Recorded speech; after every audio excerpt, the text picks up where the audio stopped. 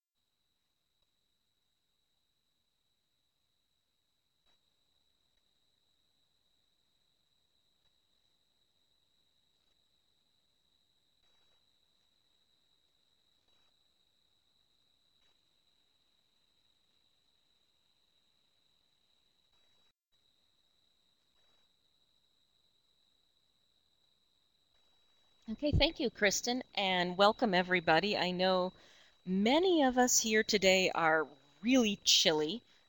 Some of you were probably chilly a couple of days ago, and so hopefully we're all keeping warm. And today we're going to talk about staff and volunteer management for collections care, and this is really going to be specifically geared towards collections care, staff and volunteer management in general. So please remember that because we can really get off onto a lot of tangents in our questions. So um, what we want to think about for our collections is that they really can run into problems from many different quarters. We can put things on exhibit, and in preparation for exhibit, while on exhibit, while coming out of exhibit, we can cause damage to our collections, as many of us know, especially if we remember back to the webinar on environment that Tara did. Light is particularly damaging, and but so is the handling, and we really want to think about that. We can run risks to our collections through theft, and that's either through poor security at our institution. It could be not having proper exhibit cases or not having proper um, oversight of our exhibits. Or it could, unfortunately, in many ways be from inside theft. And we don't like to think about that, but we have to remember it. It could be from people using our collections for research. If for those of us in the library and archival world, we are very familiar with this. Even worse if your research collections circulate. Um, but even within the museum world, we do have people coming in and doing research. We want to be sure that any of these collection materials that they are using are being handled properly. And that could be internal research, it could be external research. And then our education programs.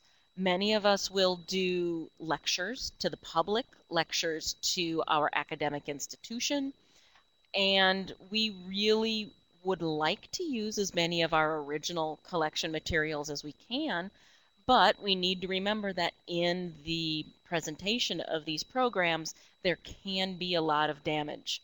I just remember one institution I worked at had a great architecture program, and the architecture students would come into the special collections and get a lecture on how to use the research materials, and they would have all of these great big architecture books laid out, and then they would take their notebooks and tear off a sheet of paper, put it down over a drawing in the book, and start tracing it. And we had to do some training for the staff first before we did training for the students.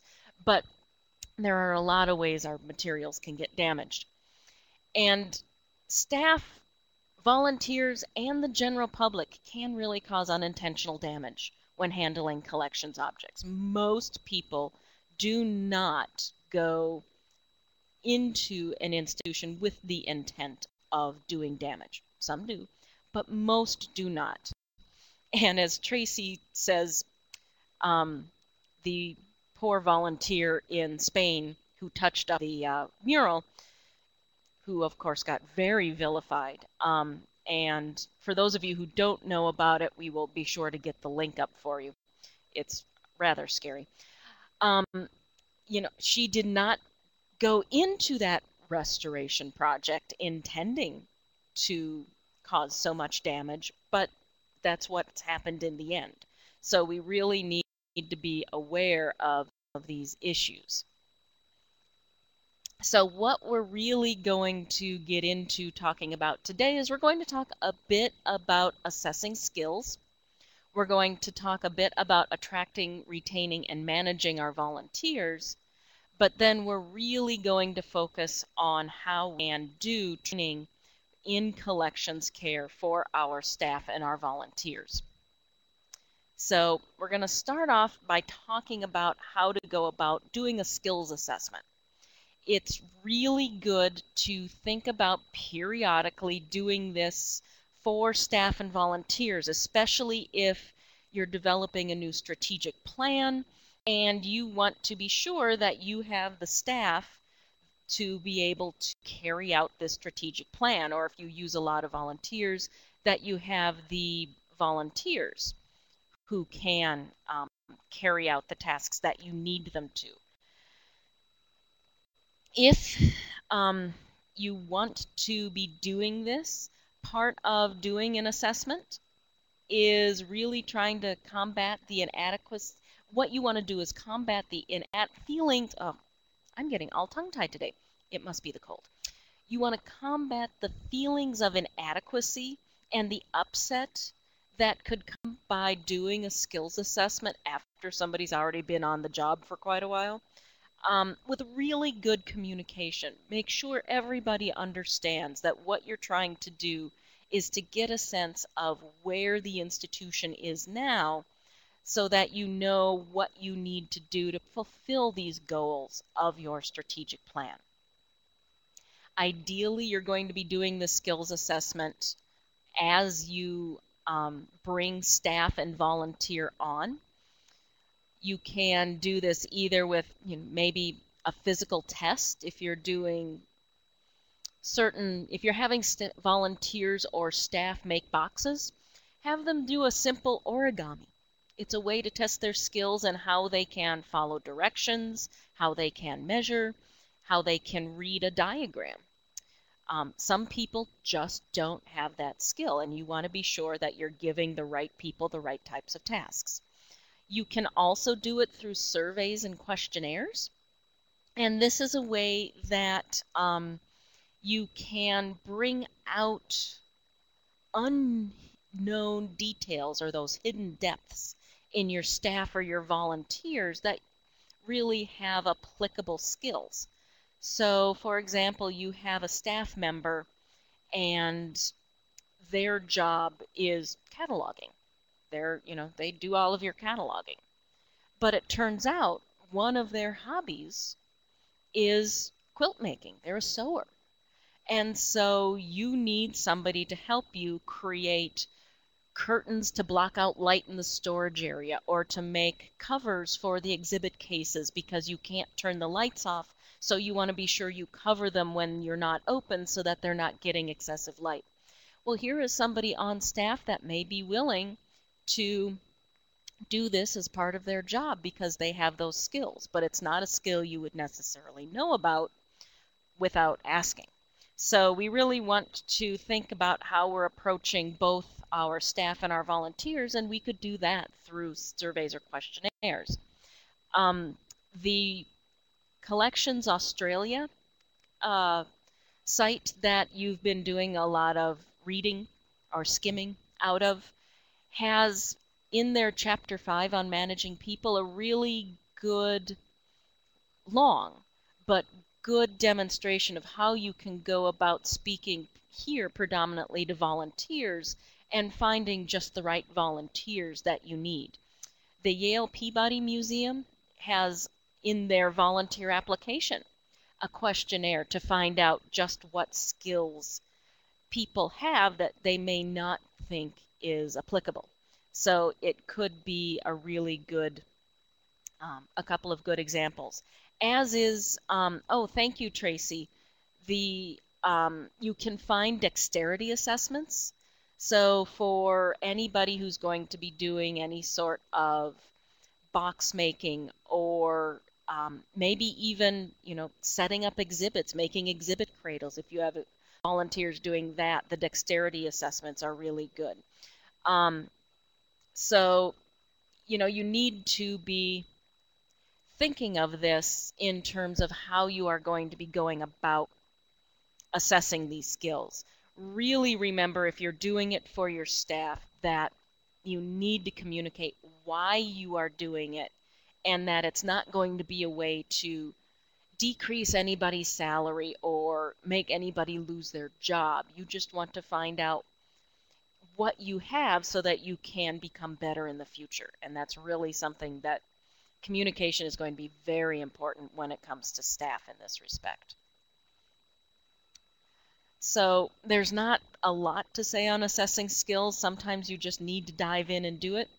And so what we're going to talk about now are our volunteers. And so what I'd like to do is bring over a series of poll questions now to give me some idea of just who we are, who we have in this group, so that I know how to tailor this talk a little bit better.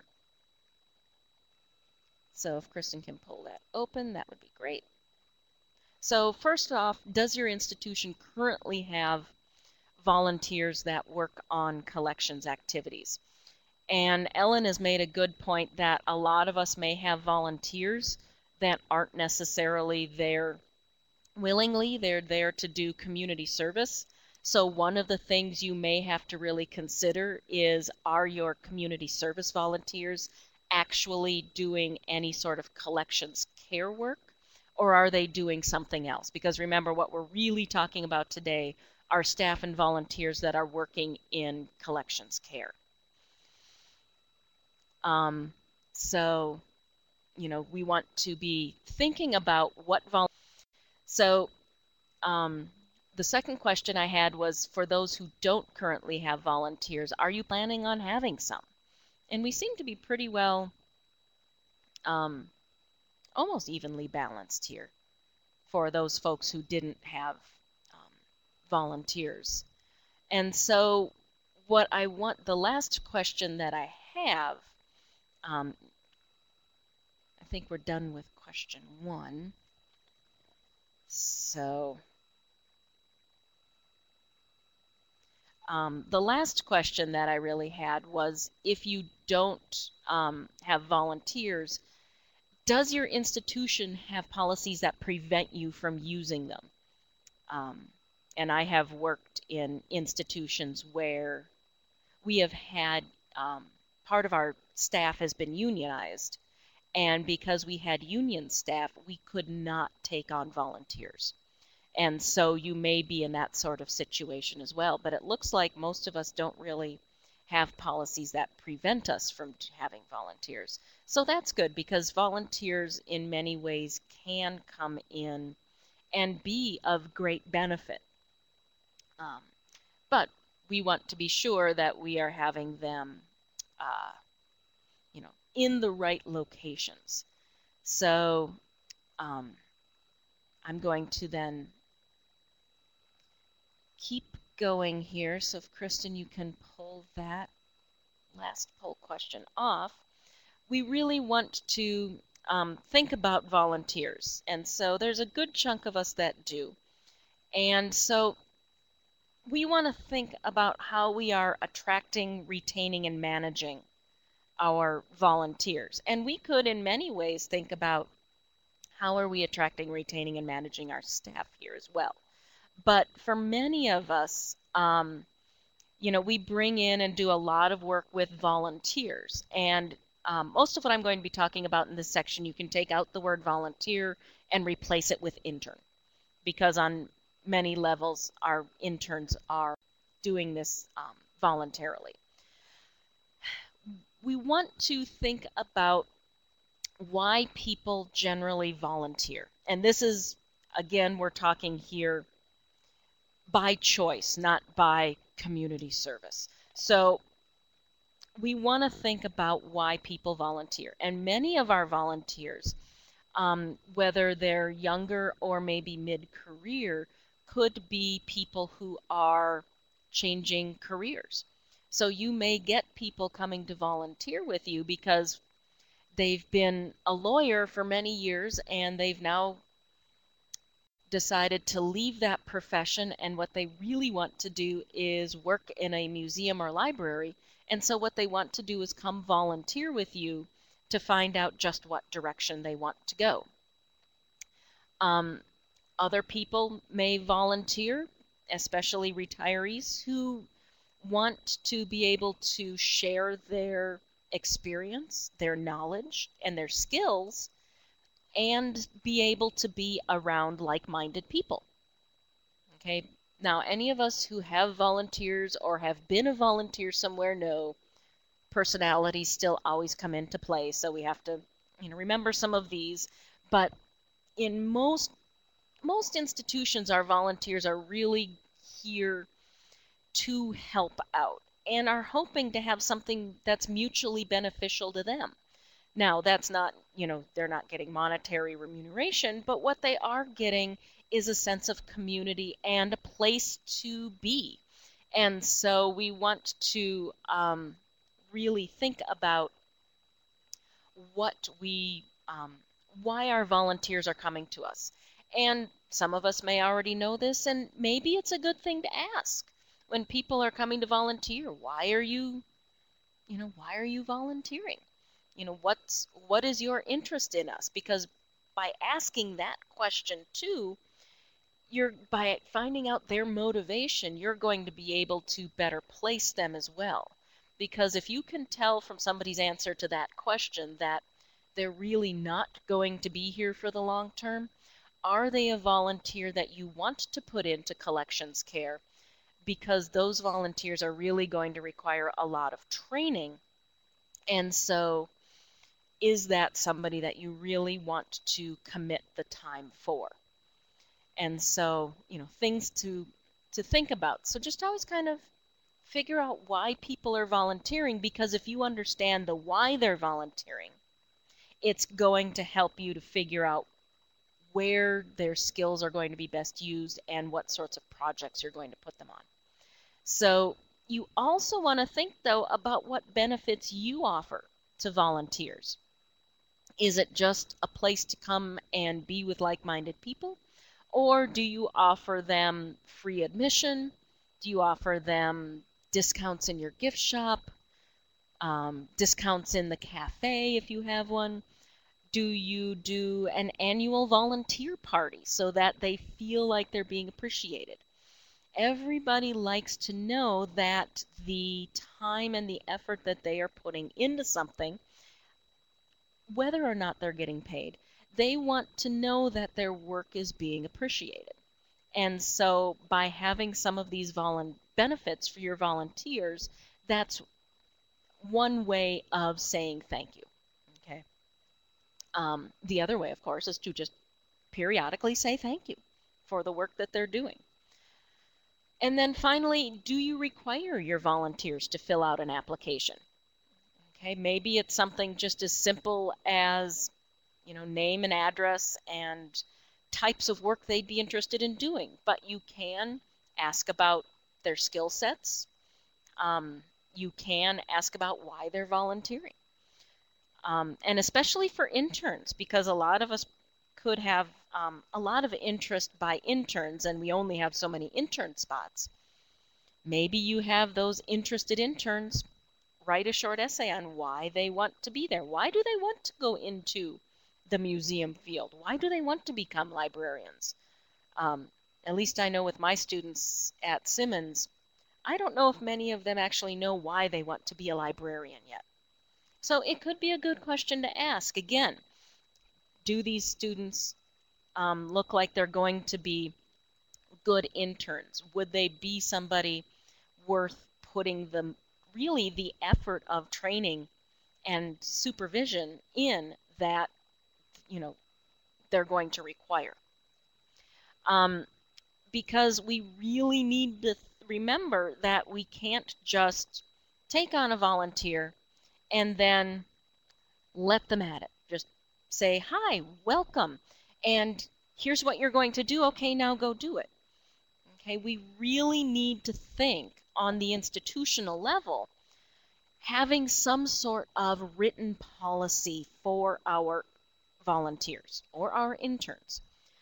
What are we going to expect volunteers and interns to do? How much time are we going to expect them to commit during the week? What sorts of work are we going to be willing to let them do? It's going to really depend on the volunteers that you have coming in.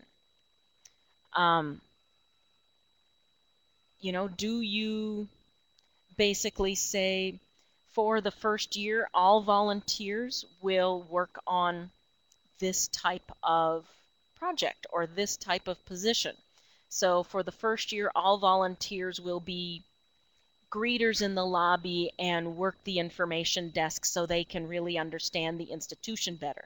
And then after they've done that, they can be trained to become a docent, or they can be trained to work in collections care, things of that nature. Do you have somebody that's really there to be the supervisor for the volunteers or interns? Now, many of us think about what projects we really want our interns or our volunteers to work on. But then we need to remember that those projects need to be supervised by somebody on staff. Now, of course, if you are an all volunteer run group, then the supervision generally falls to the more experienced volunteers to supervise the newer or the younger volunteers. So we need to think about what we're doing there. Who's going to supervise? How much time do they really have to dedicate? And is that acknowledged in their general workload so that they actually have the time to supervise the interns?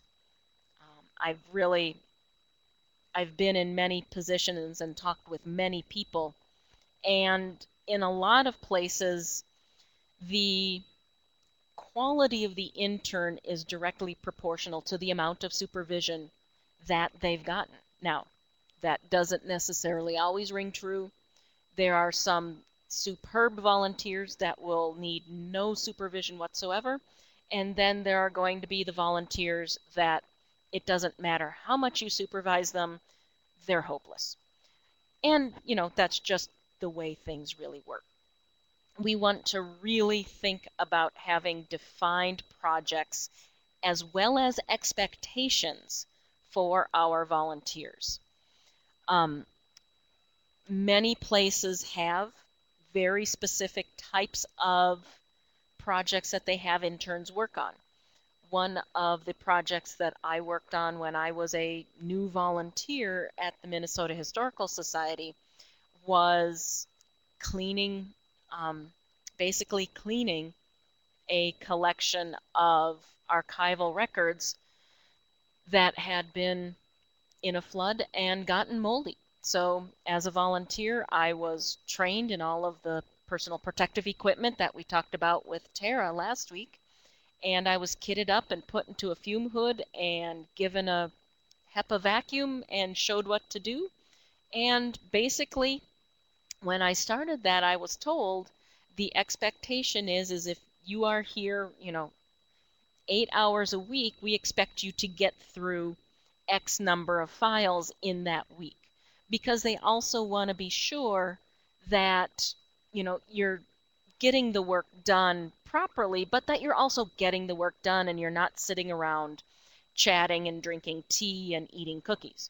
So, not only define the project, but also define the expectations and make them very clear. Now, for those of you who actually manage or supervise staff, some of this should sound very, very familiar. We also want to think about making sure that on a certain level, our volunteers have some sort of ownership over the work that they're doing. When you're doing the training, let them be able to ask questions, offer their own opinions, their own observations. Let them offer their observations throughout, because maybe there's a way of doing it that you hadn't thought about. Or maybe if they've got a lot of questions, this would be an opportunity to teach them a little bit more, especially the interns.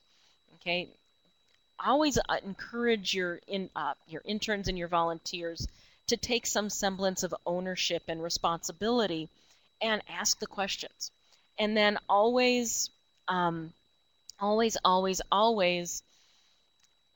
the minimum, at the end of the day, sit down, do some quality control, and evaluate the work that they're doing. Let them know what they're doing well, and then start to remediate what they need to improve. Do some extra training, gentle reminders, so that you are always making sure that your collections are being taken care of in the way that you want them to, and that it's all being done safely. And so it's a lot to think about, and I think a lot of times it's a step that's not necessarily taken in a lot of institutions. Part of defining the project is thinking about how much time you have. And Emily from Delaware asked, what types of projects do you have 2-week volunteers do? And that is a really, really tricky one. I had a 2-week intern when I was at Syracuse, and it was really difficult to come up with a good project. But in many ways, if you've got small, discrete collections, taking some time to maybe rehouse, improve collections materials. So if you have an archival collection that is just in regular folders and stuffed into a photocopy paper box, and you have one box of it, then maybe a good volunteer project is to transfer, one-to-one all of the contents to new folders, and then transfer those folders into flip-top boxes. And if you only really have a small discrete collection, it could also be a time that, if you've got one flip-top box, maybe two, it could also be a time that you could do a finding aid for something like that. If you are, in a museum, it could be improving the storage for, again, another small discrete collection. It's going to really depend on your 2-week how many hours in each day those 2-week volunteers are contributing. So really, for something like that, the best thing is a really small, discrete collection, or maybe your 2-week volunteer comes in the first week and helps you take down a small exhibit, and then helps you to prepare and put up a new exhibit. Depending on how large your exhibits are, that could, again, be something that they could help you work on in those 2 weeks. So again, it's going to depend on their skills and how many hours in each day they have. But I know a lot of museum study students and library school students will do 2-week, mini internships over the winter break. And so that's, I'm guessing, Emily, that's where that question is coming in. Background checks. I'm getting a note from Kristen that we're getting a lot of checks, and I will get to talking about that in the later sections. But you really, for background checks, you really want to think about what sort of institution you are, and what, in many ways, what sort of access to the collections your volunteers or your interns are going to have. If you are giving them free rein throughout the institution into all of the storage areas where they will be unsupervised in storage, then maybe doing a background check isn't a bad idea. Okay? If they're just going to be working supervised the whole time, it's probably not as necessary. So you might also want to think, do you actually do background checks on your staff? Because if you don't do background checks on your staff, why would you do it on your volunteers, especially if you're asking them for some sort of reference? It's a tricky situation, and one that I don't think necessarily has a good answer. So we also, of course, love the concept of volunteers because volunteers are free. We don't have to pay them. We might give them some benefits. We might throw a party. But for the most part, in our mindsets, volunteers are free. But remember, volunteers are free like a puppy. Okay? They need that supervision. They need the guidance. Okay? They need the positive reinforcement when they're doing something well. Okay? Think about, you know, we really want to think about the fact that, yes, we are getting work done for free, but it isn't really, because it is going to still take our time and our organization to make sure that it works well. So, you know, for those of you who don't necessarily have the staffing to be able to manage or supervise volunteers, I guess my question would be, how many volunteers do you have, and why are you taking on volunteers if you don't have the time to supervise them? Because the unsupervised volunteer can very quickly become a major problem. You want to think about, all of us have encountered those volunteers that have taken the ownership of what they're doing to a whole other level. And you really want to keep some of that in check if you can, because once it's gone beyond and that volunteer is now in their mind in charge of the institution, you've really got a problem. Not only with how do you work with to a public relations nightmare, because many of us know some of these volunteers tend to be fairly prominent in the community and really do some damage if we handle things incorrectly. So that's why that having specific projects, having those expectations, and having that supervision is so important. And if you can't do that, you really need to ask yourself the hard question of, do we really want to take on volunteers? Is this the smart thing for us to do right now? And that's a question I can't answer. So, you know, can you take them on? Do you have the time? Do you have the staff? And, you know, can you, just in the bigger question, can you take on volunteers? Or do you have policies that don't allow you to do it? Or do you really only have the types of projects in the collections that really don't lend themselves well to volunteers for collections care? Again, I have, in the institutions, the academic institutions I've worked at, I have always had people really interested in learning, because I'm a book conservator predominantly, wanting to learn about bookbinding and book repair, and they really are dying to come in and volunteer, and I couldn't take them on, either at Northwestern or at Syracuse, because we had the unions, and because of the unions I couldn't take them on. So remember, you know, if you are having people work on collections care in more of a paraprofessional staff level, it could be, you know, or just a general staff level, it could be problematic for you, especially in those larger institutions. Do you have the right environment for it? And this is where you need to think about, what sort of culture do you have at your institution?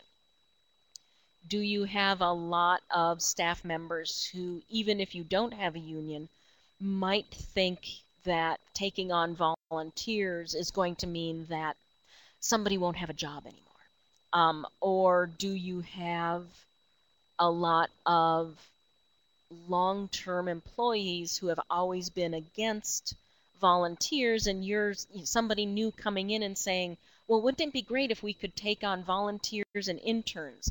You know, it would really help with this project. It might not be the right environment, because if you're a lone voice in a bigger crowd, then how do you ensure that that volunteer isn't going to be made to feel unwelcomed, which is going to then be a bad situation all around for everybody?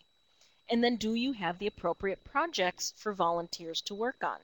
If your major projects really involve a lot of detailed work in terms of collections care, if it would involve spending a lot of time in the vault but you don't have anybody there to supervise it, or if it involves working with, say, a particularly sensitive collection, not so much sensitive in content, but sensitive in this really needs special handling and special knowledge on this topic.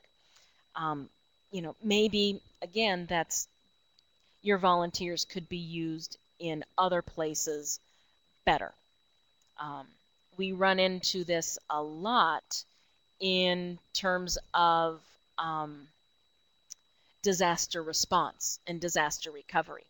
So for those of you who've had a disaster, you probably know the volunteers come out of the woodwork wanting to help, but if they don't actually know how to handle water damaged or fire damaged collections materials, they can do a lot more damage. And so here would not be an appropriate project for your volunteers to work on. Whereas making the coffee, making the hot apple cider, baking the cookies to keep the people who are doing that work fed and relaxed, that would be a great project, so a non-collections care project. So those are some things to think about with your volunteers. And I have a couple of questions. Is it required to pay workman's comp for volunteers? When you do take on volunteers, you really want to check with your insurance company to see what sort of coverage you are going to need in terms of liability for your volunteers. I don't know of anybody who's paid workman's comp, but they do have the liability insurance within their overall insurance package that will pay for any sort of injury.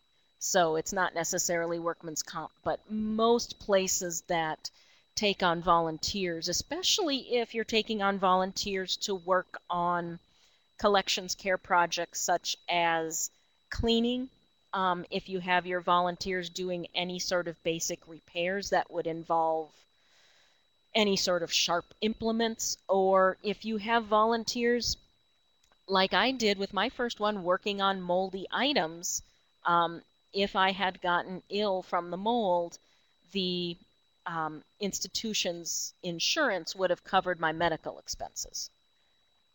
But luckily, we were always so careful with the personal protective equipment, we didn't have that. But you definitely want to speak with your insurance company about the liability insurance for your volunteers. What do you do if your volunteers know more than their supervisor? Oh, Betty, that's a good question. That one's really, really difficult because there's a couple of ways that we can approach that question. Does the volunteer really know more than the supervisor, or do they just think they know? And that can be a tricky thing. As we all know, sometimes it's difficult to deal with the know-it-alls. I guess the question would be is when this person came to you to volunteer, were they coming from the profession? Were they somebody who had retired from a museum and moved to a new location and now they want to volunteer for their small historical society? Then they may know more than their supervisor. And one would hope that the supervisor would take anything that they say under advisement and thank them for the knowledge that they are sharing. But also, it could be a good opportunity for two-way learning. The volunteer could learn that maybe coming from a larger institution to a small institution, they can't do everything perfectly. They can't strive for that ideal because they just don't have the money to do it. They may not be able to afford all of the expensive boxes and expensive folders that the volunteer is saying they really should use. But maybe then the supervisor can take the opportunity to say, but what about if we just bought the acid-free, lignin-free buffered folders? Could we then go with a less expensive box if we're doing the folder correctly? And maybe there's a way that people can learn from each other and really strive to keep any sort of egos out of it. Is that easy to do? No. Am I good at it? Not always. Sometimes I am, sometimes I'm not. And I think it's something that you just have to work out for yourself sometimes. But take it diplomatically, I guess is the best word. Oh, Karen, how do you deal with those who take on ownership in the all-volunteer organization, especially when they're the ones in charge? You know, that's really hard. And in many of the institutions that I've worked with that have had this problem, they try all sorts of different methods. They try the gentle subtlety of suggestions. They can try the, bluntly, and then sometimes you just have to wait it out and try to do the best for the collections that you can so that they'll be stable until that person leaves the institution.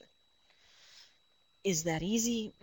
No, but it's really a tricky, difficult sort of situation to be in,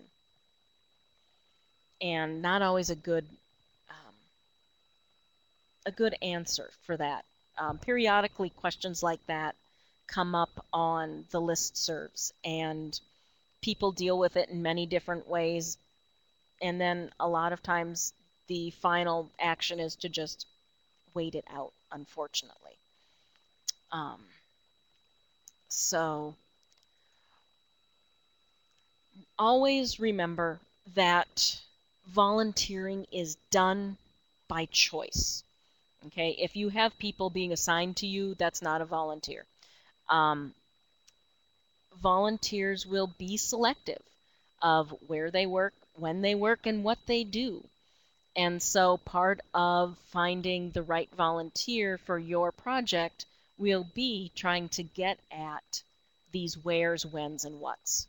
And sometimes you just have to very bluntly ask the questions. And just remember, these people are there by choice. If they don't want to do it, they will walk away, hopefully. And so, always try to find the right volunteer or intern for the project you're working on. And that just involves talking to people.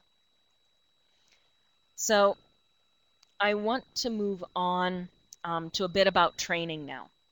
And we want to think about, when we're talking about training staff and volunteers in collections care, we want to make sure that we are planning what we are doing. We're not just going to go into this blind. We want to make sure that we have activities for them, especially in collections care. It's all well and good to talk to somebody about how you roll a quilt on a tube. It's an entirely different animal when you have sample quilts and sample tubes and all of the tissue and the Tyvek fabric to wrap around it, and actually have them practice it. It makes a huge difference. And practicing on non-collection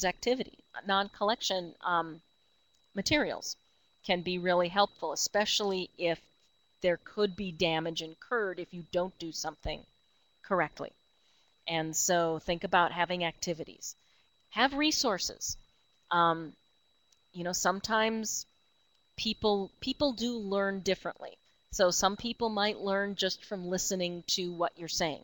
Some people may actually have to do it to figure out how it's done. And then there's going to be the people that really need that diagram. And so by having multiple ways of sharing the information, you'll be able to get across the information to everybody who's participating. And then always mentor. Again, this is taking that concept of supervision maybe to a different level and really working with the people that you're trying to train. And above all, have fun, because people will retain the information better if they are enjoying themselves. Hence why I'm always putting in these funny little cartoons to, give you all a little bit of a chuckle and hopefully make this a little bit more fun so that you remember what's going on. So when we are thinking about planning our training sessions, who is the training session for? Because if we are doing a training session for just staff or just volunteers, we will probably take a very different approach than if we were doing it for a mixed crowd. And so we really want to, first of all, ask ourselves, who is the training for? Because if we're doing security training for staff, it's going to be very different than security training for volunteers. Likewise, handling practices can be very different for staff and volunteers because they're actually going to be handling different things. Or they need more knowledge as the staff, because if you're doing training for staff, it could be the sort of thing that you're training the staff to then be able to train and supervise the volunteers. Do you already have an existing baseline of knowledge either within your staff or your volunteers, or do you need to start from scratch? So do you need to plan a series of training sessions, one that starts with the basics to get everybody on the same page, and then subsequent workshops that can take you beyond the basic. But you want to be sure everybody has that same baseline of knowledge.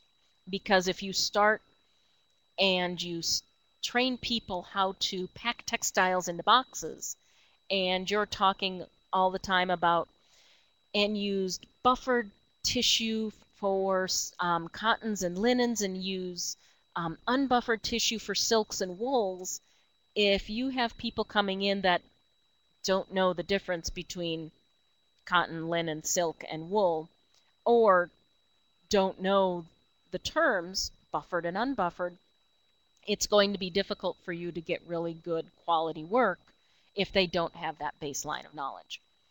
Who's going to do the training? Okay, and are they a good choice? So are you going to have in-house staff do it, or can you bring somebody in from the outside? Can you write an NEH Preservation Assistance Grant to get in-house training for your staff and then take that training and be able to share it with the volunteers? Do you have somebody in your area that maybe is a retired professional that actually would be happy to become a volunteer and do this for you on a volunteer basis? And then when you're thinking about doing training, really try to think about in any one training session, especially when you're working with collections care, to focus on 3 main messages and repeat them over and over and over. So again, going back to if you're packing textiles, buffered for cottons and linens, unbuffered for silks and wools. You're going to repeat that throughout the session every time you're talking about these sorts of materials. And then think about, how do you size a box? So each time you're talking about storing something, how do you pick the right size box? Or how do you decide if you're going to box or roll? And so those might be the 3 main concepts you want to get across, and you'll want to repeat them throughout the session. So things to think about so that basically you don't fall out of the tree. Definitely think about activities. For many of the collections care types of projects that we are going to have staff and volunteers doing, they are very much hands-on sorts of things. So we want to make sure we have time for activities. So if you're doing in-person training, don't try to cram too much information into a session. And you can probably tell from my style of teaching, I really have a hard time with this. But you want to make sure you have activities so that you can get people up and being active. Another great example, if any of you who've gone through CPR training know, it's all well and good to listen to them talk about how you do CPR. It's an entirely different thing when you get on the little, well, now the computerized guys. I was used to Resusci Annie when I started out. But it's a very different thing because there's so much that people need to learn in terms of how you handle things. How tightly can you hold something that's fragile? How do you carefully support it so that you don't damage something? When you're dealing with a crazy quilt with a lot of silk that's wanting to crumble, how do you actually handle that? What does it feel like when you get that in your hands? And how much pressure is too much? The first time I did CPR, I think I broke about 8 ribs. So I had to do it again. So everybody needs to have that activity to actually really learn and ingrain those collections care techniques into their head and into their hands. If you have a session with a bunch of people and you're rolling quilts or you're packing documents into crates because you're doing some disaster recovery training, or you're teaching people how to clean books, you want to be sure that everyone in the session has the chance to do the work and not just sit back and watch and listen. It's very important. Some people might not feel comfortable doing this. This is where having special materials that you can just use for training really helps. And I can definitely put a plug in if you are looking for collection type material that you can do a lot of training on. If you are in a location that actually has, you take the garbage to the transfer station, there's often swap shops. Swap shops are a great place to get sample materials, but also think about your local Salvation Army, your Goodwill. There's a lot of ways that you can get materials that will mimic your collection materials that people don't have to be afraid of accidentally damaging in a training session. So be thinking about that. And again, build in some form of assessment into the training session, not just for the participants, but also for the trainer. Because you may be trying to teach people how to do things and they just don't understand it. And so we need to both get feedback in these sorts of situations. And so be sure that you're doing an assessment for the participants as well as for the instructor. Think about those resources. We've all flown at one time or another. We've all sat and watched the safety talk, or not, as the case may be, over and over and over again. But they also always have the little card in the seat pocket so that for those people who really just want some other way to get that information, they have it. And so it's really important to have support materials for any training session. So for example, here we've always made sure that there are links to further information. You had the reading that you could do for these sessions, and then also giving you the PowerPoint slides as well as the recordings so that you can go back and refer, so that you're not expected to remember everything the first time around. And so this is just a way to give people the opportunity to go, oh, I remember they talked about that, and I can't remember what they said. You have those support materials to go back to. Another really good resource to think about would be just having, in general, a big binder for your staff and your volunteers on your guidelines for how to do some of these things. Here is our in-house manual for storing materials. Here is our in-house manual on how we will process collections and, create finding aids, things of that nature. Here is how we give things accession numbers, because sometimes you might have interns or volunteers doing that. Having those guidelines in a very specific binder can help. Keep these sorts of guidelines very simple and direct. Bullet points, lists, diagrams are really, really helpful. Think about those quick references you get when you buy new electronics. Okay, maybe some of them aren't very good, but some of them are pretty helpful. They're just simple, straightforward, gets you going. And then depending on your audience, you can always provide further readings, because there are going to be some people who want to learn more. Hopefully those people are your interns. You might have staff that's starting to get really interested in a particular aspect and they want to just improve their skills. Or you might just really have interested volunteers. Sometimes you'll get the people who really aren't interested in any further readings, but having further readings for those that want it is going to be really helpful. So, and then finally, don't forget to mentor. Do not train and abandon people, because most of us know that we can't just abandon people. We want to regularly communicate with our staff or our volunteers on how things are going. So what I want to do now is I've got one question from Margot.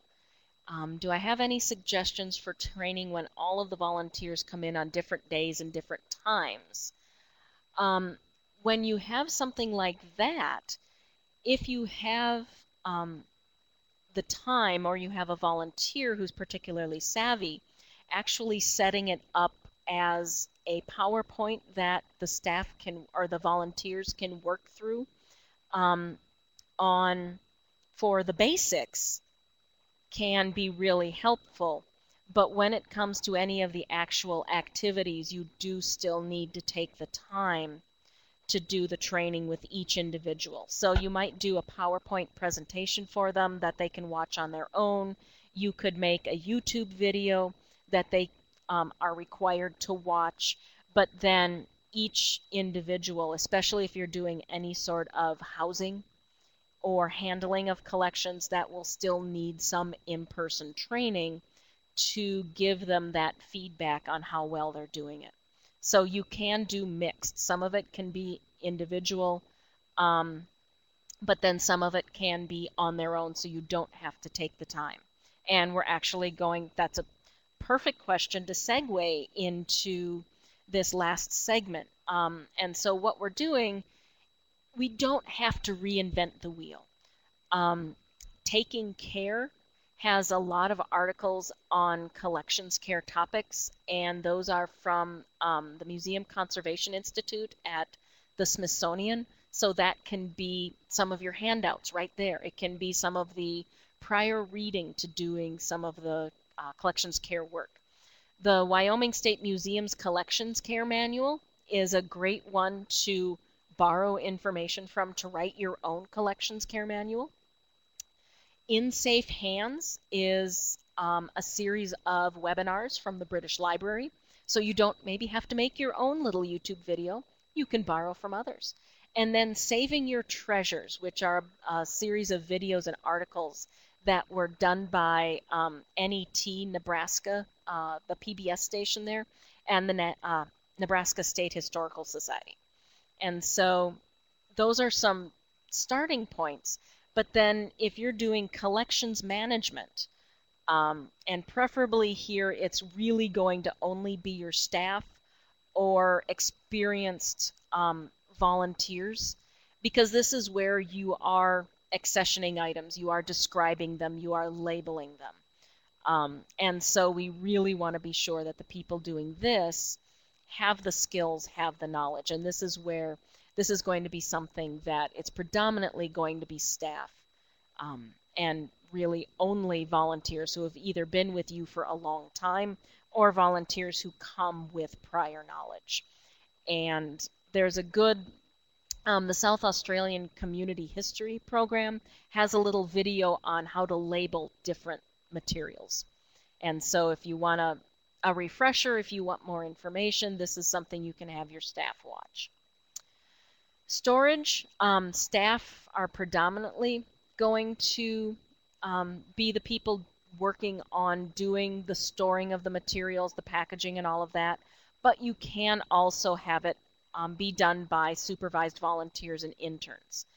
Who will be doing what depends on what condition the materials are in. Volunteers and interns are great to use for those collections that are in really good condition and just need boxing. For those really fragile materials, if you've got a really old silk wedding gown, that might be something you want the staff to work on rather than volunteers, because there's a lot of fiddly bits and fragile fabrics that could be damaged if they aren't handled correctly. Make sure that you have the supplies, the materials, and the space for the staff and the volunteers to be able to easily do the work that they need. If you're trying to cram volunteers and interns into a tiny little corner and they don't have the space to safely handle things, then collections are going to be damaged. The same can go for your staff too, but hopefully the staff has a little bit more room.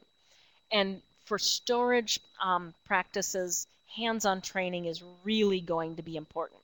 So Storage Containers, Supports, and Mounts is a good article from the Minnesota Historical Society, as well as Storage Furniture is another good article from the Minnesota Historical Society. Caring for Cultural Objects from the Burke Museum, if you've got natural history, is a good video. And General Collections Handling Guidelines article from the South Australian Community History, but then also what I want to do now is give you a little sample of the Nebraska PBS and Nebraska State Historical Society project on saving your treasures. And so we're just going to watch a little bit on how to fold textiles. We won't get into the rolling textiles in this. If you want to put a quilt or any textile into storage, follow these steps. Write a description of it, listing the dimensions of the piece and why it's important to you or your family. Make sure the quilt is clean before you store it. If it's too old or fragile to be cleaned, consult a conservator. Remove anything that might catch and snag on the fabric. Make sure you have a large workspace and cover it with a clean cotton sheet. Scrunch some acid-free tissue into what are called sausages to pad the folds. This will help prevent the fibers of the fabric from deteriorating at the folds.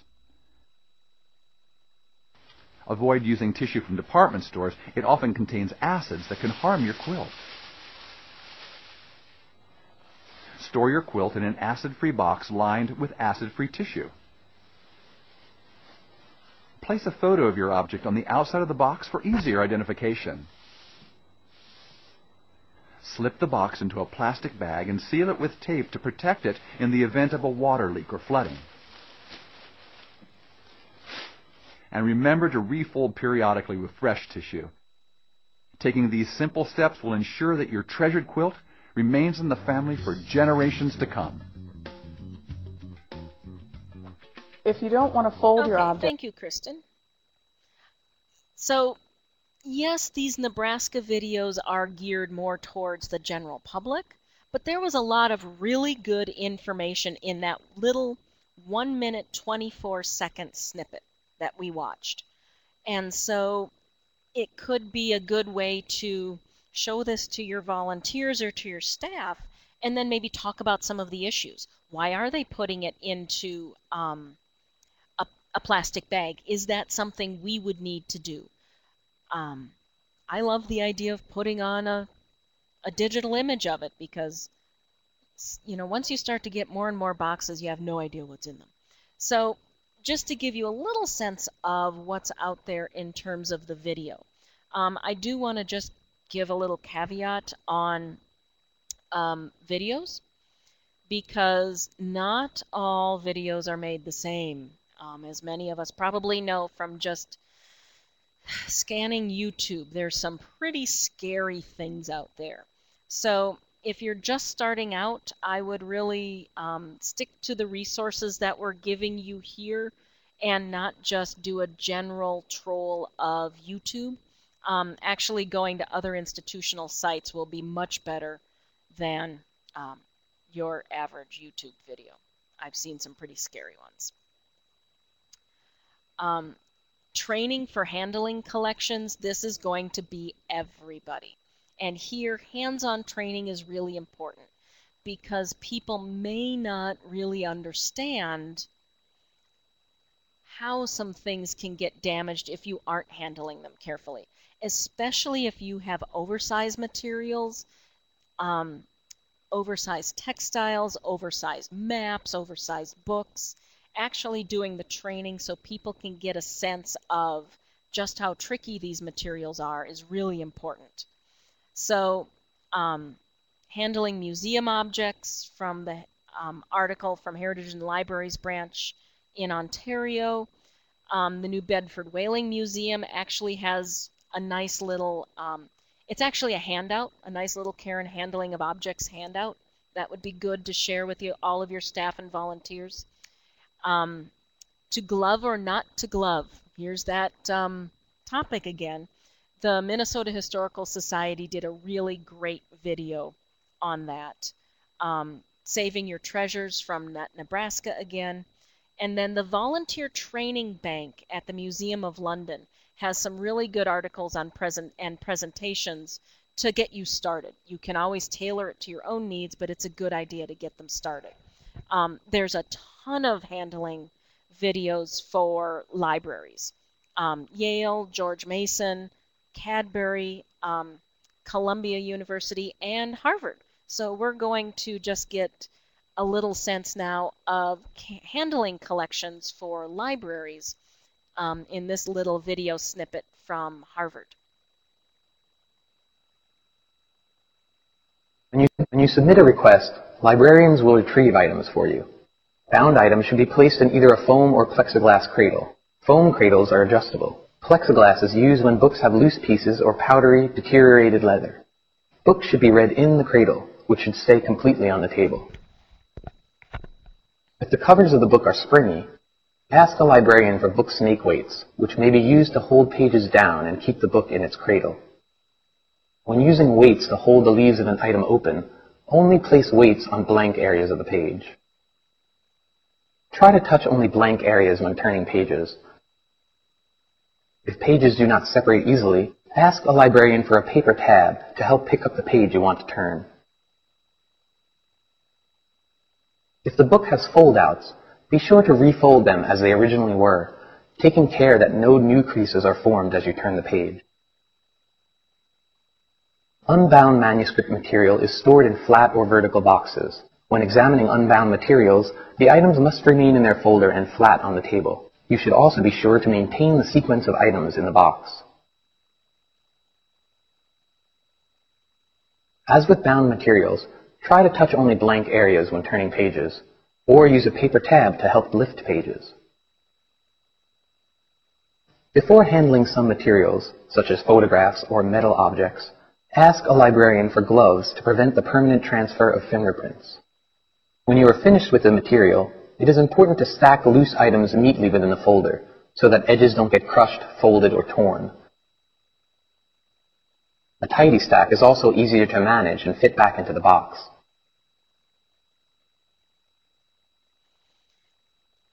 Okay, so you can see in some of these videos that you can get, it's also helpful because we may not necessarily always be aware of some of the whys. We've always been told this is what you do, but if you didn't have the training to explain why you use a foam cradle versus a plexiglass cradle, you get the different issues.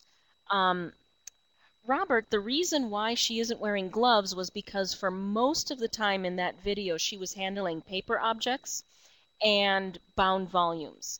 And when you are handling bound volumes and paper materials, as the paper deteriorates and gets more brittle, you can do more damage by wearing gloves because you're losing your tactile sense than by the whatever protection you're going to give by wearing gloves. So we always recommend for anything based in paper that you wear you don't wear gloves and you have clean, dry hands. The only time in libraries we really recommend wearing gloves is if you're handling any sort of photographic or film material. It's much safer that way. So security is another thing that you want to think about, at least giving some rudimentary training to everybody in. I know we've all encountered it. If you fly, if you take public transportation anywhere, if you see something, say something.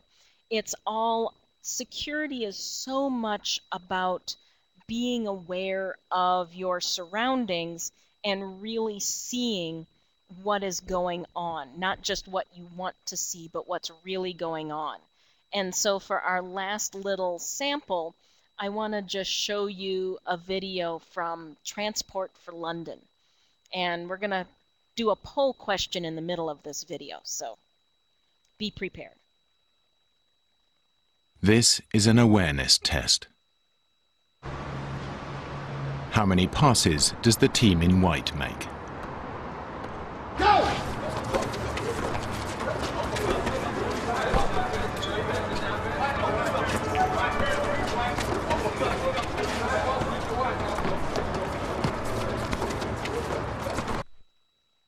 The answer is 13. Oops. But did you see the moonwalking bear? We missed the poll question. But that's okay. But did you see the moonwalking bear?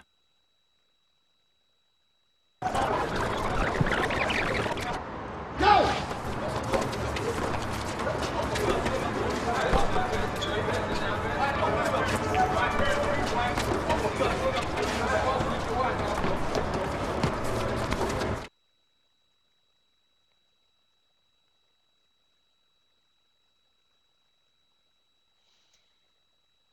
So, Transport for London did a couple of really good testing awareness videos for helping drivers become more aware of cyclists.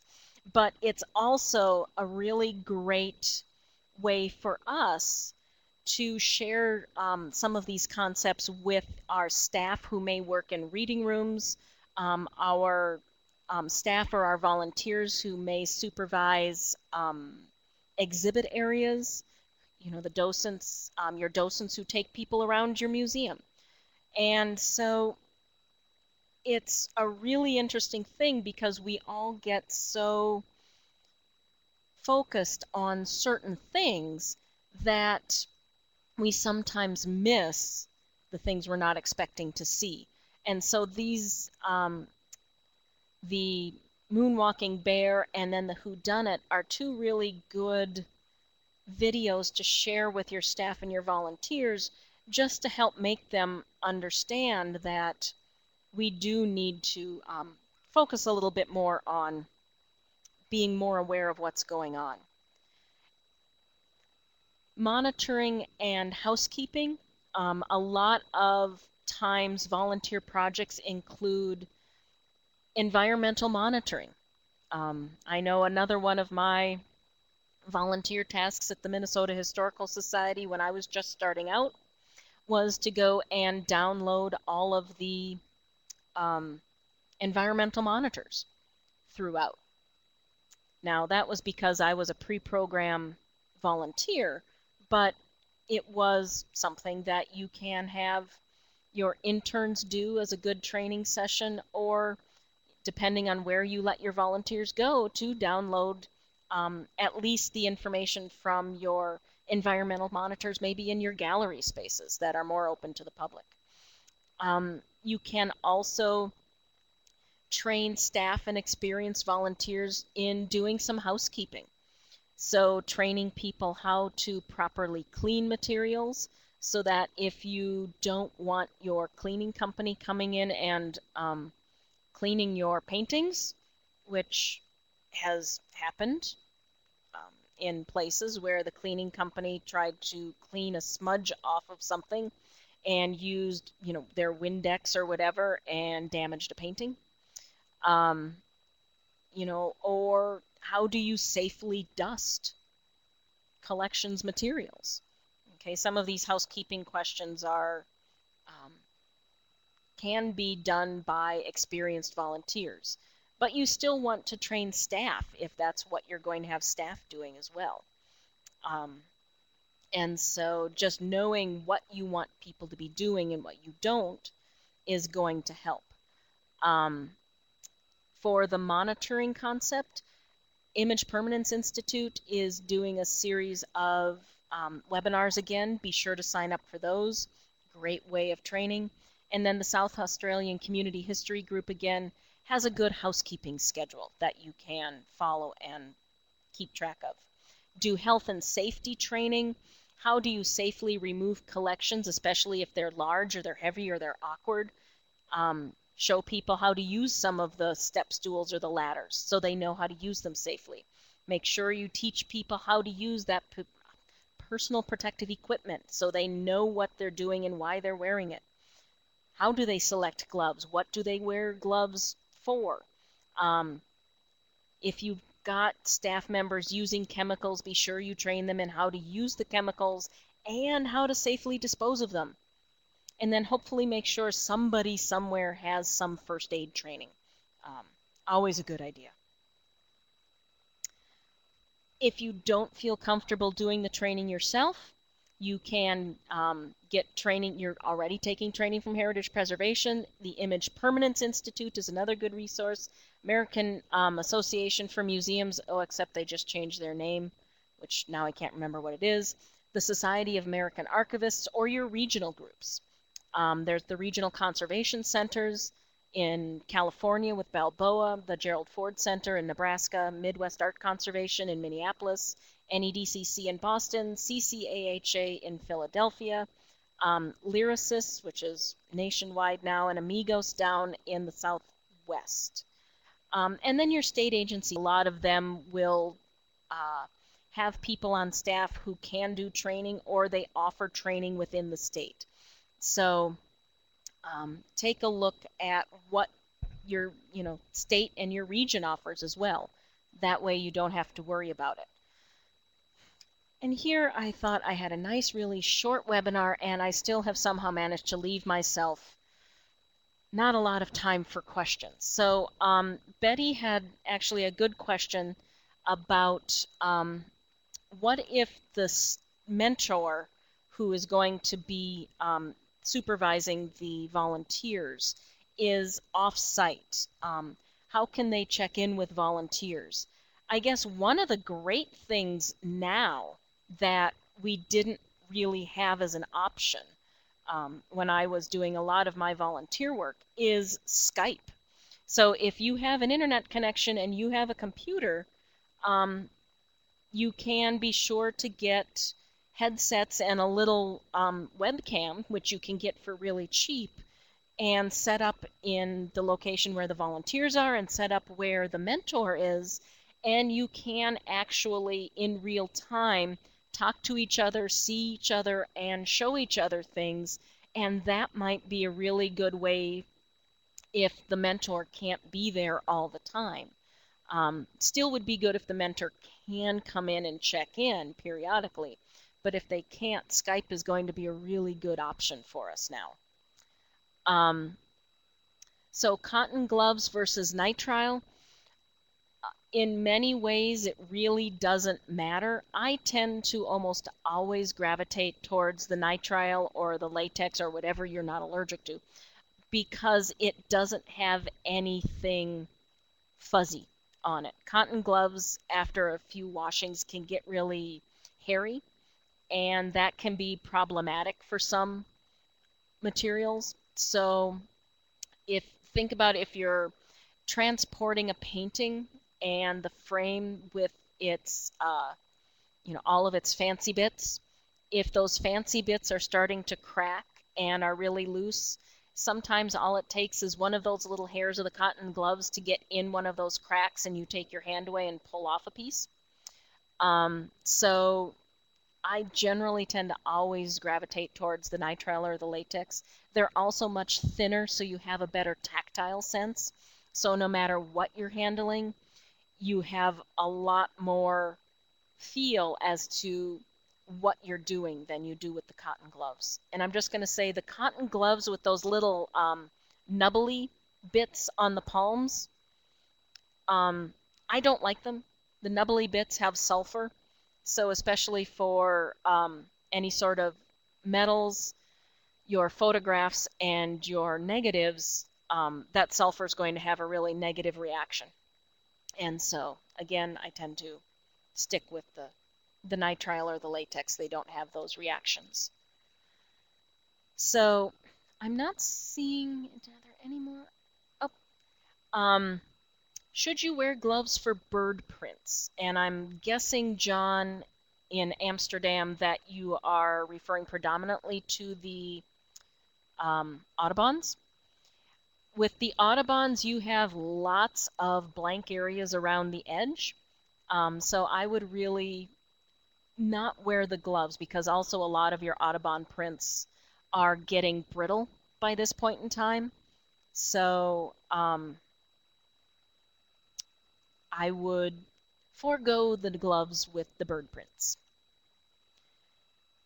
So I don't see any other questions in my parking lot. I'll give you all a chance if you have any other lingering questions, but I do want to thank you all for joining me on these webinars. It's been a really great opportunity for me. I've really enjoyed it, and I hope that you all have learned something. And if you do have any questions subsequently, please feel free to let me know. I'm happy to answer any questions down the line that you may have. You can kind of think of me as your pseudo mentor. I will be here to help once you've gotten, 1 week, 1 month, 6 months down and you've forgotten something. Please don't hesitate to contact me. I'm always happy to help.